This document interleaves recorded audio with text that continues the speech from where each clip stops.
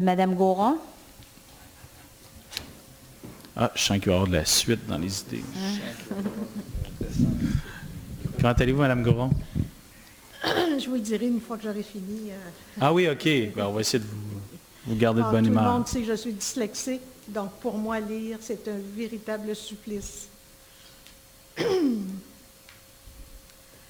Comment ne pas réagir à l'augmentation même minime qu'annonce l'administration de la STTR en tant qu'usager? Nous la recevons comme une gifle. Inutile de revenir sur tous les inconvénients, carences, défaillances du système, de la crise du nouveau réseau du transport, dont on a abondamment parlé et parlons encore actuellement.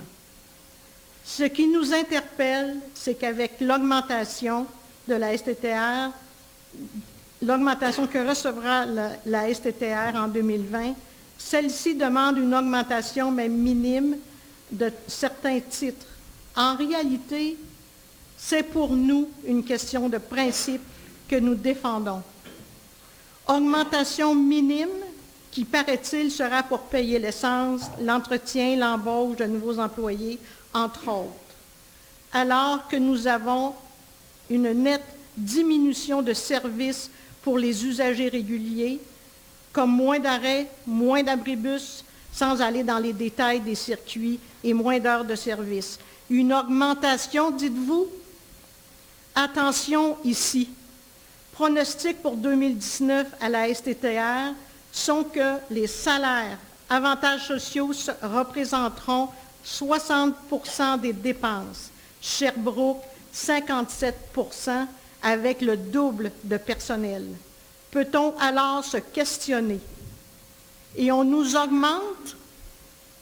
Dans un premier temps, nous rappellerons que dans tout ce remue-ménage visait principalement deux choses. Entre autres, il en visait 6, mais j'en parle de 2, sinon Madame va me couper.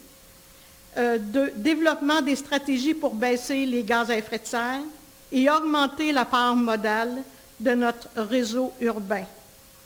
En ciblant les pôles Cégep, l'UQTR et l'hôpital Sainte-Marie, la STTR veut rendre plus attractif le transport urbain pour que ceux-ci développent l'habitude de prendre l'autobus plutôt que la voiture dans le but d'avoir une influence positive sur la baisse des gaz à effet de serre.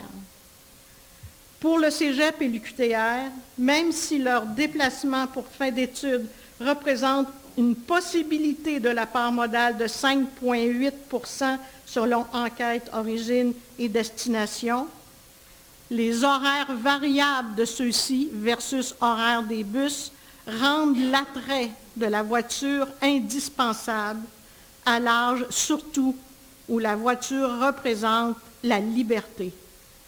Lorsqu'on voit le parc de stationnement rempli et les rues avoisinantes fort utilisées, comme en 2018, on se questionne si les demandes et besoins des générateurs de déplacement avaient bien été clairement identifiés. De plus, depuis le 7 juillet, nous avons un nouveau réseau de transport. Plaintes, transferts manqués, lenteur du trajet, guides horaires non affichés. Leur avons-nous donné le goût de prendre l'habitude de monter à bord, même pour l'environnement? Pour l'hôpital Sainte-Marie, les quarts de travail et les horaires actuels du réseau, prendre le transport urbain, ce n'est pas une solution pour l'ensemble des employés. À regarder leurs belles voitures de l'année dans le parc de stationnement de l'hôpital, celles-ci rendent peu attractif l'utilisation du réseau du transport urbain actuel. Encore là, quand on passe 1h30 dans la bus pour revenir à la maison le soir, 5 jours par semaine, 50 semaines par année, croyez-vous que l'urgence climatique est leur priorité? Investir des millions supplémentaires pour ces pôles cibles générateurs de déplacement augmentera-t-elle la part modale suffisamment pour justifier l'investissement et avoir une influence marquée sur l'environnement? Ce nouveau réseau a fait débarquer une partie de la clientèle régulière et les aînés. Fait à remarquer, les aînés font partie actuellement de 9 % de la population, ce qui fait de Trois-Rivières la ville au Canada où il y a le plus de personnes âgées. Selon une recherche débutée en 2016, faite par les chercheurs de l'Université de Trois-Rivières et l'organisme Roulon Vert, les aînés croît plus rapidement que le reste de la population. Donc, en 2030, dans 11 ans, moment où je vais prendre ma retraite, ils représenteront 32,3 % de notre ville, donc 30 % de notre population. Plus de femmes que d'hommes, les besoins seront donc différents. Pour que la part modale de cette catégorie d'usagers augmente et utilise le transport urbain, la STTR devra faire preuve d'innovation pour que les aînés délaissent leur voiture et eux aussi fassent leur part pour protéger l'environnement. On est en droit de se demander si l'administration de la STTR a bien choisi les bonnes cibles et les bons générateurs de déplacement. Pourtant, ceux-ci avaient bien identifié ces enjeux démographiques dans le plan de stratégie 2004-2017. Nous admettons que la STTR a fait des miracles avec le peu d'argent qu'il recevait pour nous donner un réseau acceptable avant le 7 juillet 2019. Nous l'avons dit à 2 reprises à M. de Montigny et devant M. Tremblay. Je vais vous demander de conclure, Mme Goron. Oui.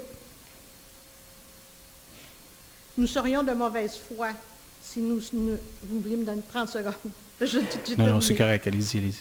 Nous serions de mauvaise foi ici si nous ne soulignions pas le fait que l'administration de la STTR n'a pas augmenté la passe des aînés, eux qui ont peine à se retrouver dans les dédales du réseau sans cellulaire et avec des guides horaires complexes à comprendre. En terminant, Monsieur le maire, l'administration de la STTR a manqué ici une belle occasion de faire amende honorable en gelant pour 2 ans tous les titres de transport en signe de reconnaissance de tous les désagréments et que les usagers ont vécu, vivent et vivront jusqu'en 2021. Notre demande, Monsieur le maire, soyez critiques, vigilants et protégez les usagers de transport. Excusez-moi. Pas de problème. Soyez critiques et vigilants à protéger les usagers du transport en commun qui veulent qu'une chose, remonter à bord. Merci. Merci à vous. Bonsoir. Merci, bonsoir.